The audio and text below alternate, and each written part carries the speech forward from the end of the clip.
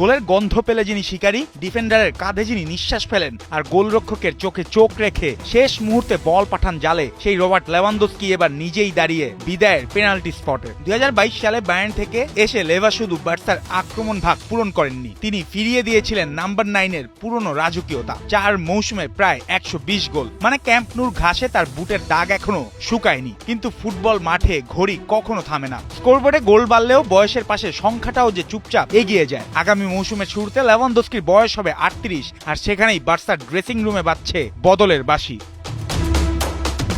BBC স্পোর্টের এক প্রতিবেদন বলছে, মৌসুম শেষেই বার্সা ছাড়তে পারেন এই পোলিশ গোল মেশিন। ক্লাব নাকি আরো 1 বছর তাকে রাখতে চেয়েছিল, কিন্তু কম বেতন আর ছোট ভূমিকায়। কিন্তু যে স্ট্রাইকার এখনো নিজেই ম্যাচের পোস্টার বানাতে চান, তিনি কি আর বেঞ্চের সাবটাইটেল হতে চাবেন? তাই চোখ এখন ইতালির দিকে। ইউভেন্টাস ও এসি মিলান, দুই ঐতিহ্যবাহী জায়ান্টই লেভানদস্কির পরিস্থিতি গভীরভাবে দেখছে। সিরিয়ার ধীর অথচ কৌশলী দাবার বোর্ডে তার অভিজ্ঞতা হতে পারে সোনার চাল। শিকাগো ফায়ারের মতো MLS আগ্রহ থাকলেও লেভার মন আপাতত ইউরোপের আলোতেই আটকে আছে।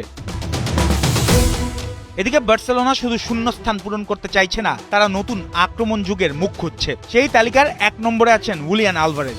আর্জেন্টিনার বিশ্বকাপ জয়ী এই ফরওয়ার্ড যেন আধুনিক ফুটবলের সুইস আর্মি নাইফ। গোল করতে পারেন, প্রেস করতে পারেন, জায়গা বদলাতে পারেন, আবার বড় ম্যাচে মুহূর্ত বানাতে পারেন। কিন্তু স্বপ্নের সঙ্গে দামও যে বড়। আতলেতিকো মাদ্রিদে তার মূল্য প্রায় 120 মিলিয়ন ইউরো। খেলোয়াড় বিক্রি, বেতন কমানো, লা লিগার নিয়ম, সব সমীকরণ মিললেই কেবল আলভারেজ অপারেশন এগোবে এবার। তবু গল্পের শেষ বাঁশি এখনো বাজেনি। 2 মে ওয়াসাসুনার বিপক্ষে মাঠে নামবে বার্সা। লা লিগার শিরোপা দৌড়ে লেভানদস্কির সামনে আছে শেষ কিছু রাত, শেষ কিছু গোল আর শেষ কিছু সেলিব্রেশন। প্রশ্ন একটাই, ক্যাম্প নুর মঞ্চে লেভার শেষ দৃশ্য কি হবে ট্রফি হাতে? আর বার্সার পরের পোস্টারে কি সত্যি উঠবে আলভারেজের মুখ? এই গ্রীষ্মে বল শুধু মাঠে নয়, ট্রান্সফার টেবিলেও গড়াবে আগুন হয়ে।